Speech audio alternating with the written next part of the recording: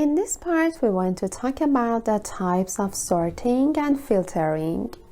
We may have a sheet where we want all the information in the table to be sorted by 180 degrees and completely reversed. For this, we follow the previous method. In the column connected to the table, enter the numbers 1 and 2 and drag it down to generate other numbers.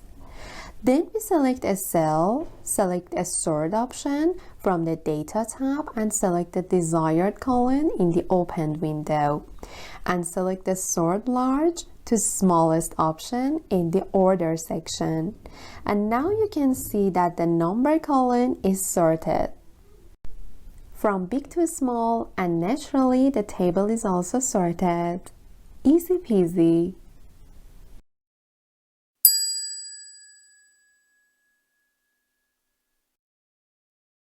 Suppose we have a table whose titles are months, year, etc. and we want to sort the table based on our own data. It's enough to activate the filter option. If we sort A to Z in this part, you will see that the sort operation happens. But if we don't want it to be sorted based on what it is, and for example, we want it to be sorted by months and customize the list, we have to select the sort. From the Data tab in the window that opens from here, we create a custom sort. For example, we enter the months. It should be sorted by value.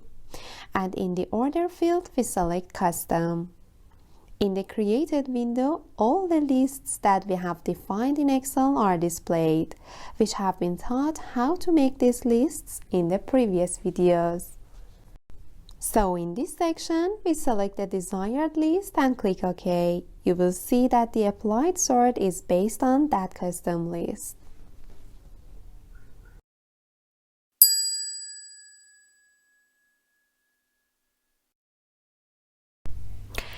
In the same table where we sorted the months column based on our custom list, now we want to sort the column next to it, that is the column of the year.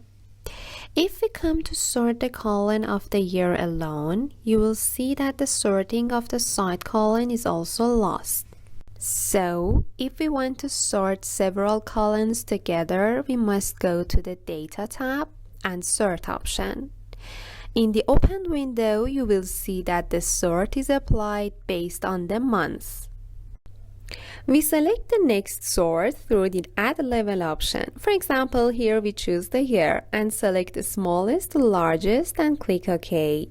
Now we will see that in addition to the month column, the year column has also been sorted without changing the month column and changing its information. Through this way, we can easily sort all the columns.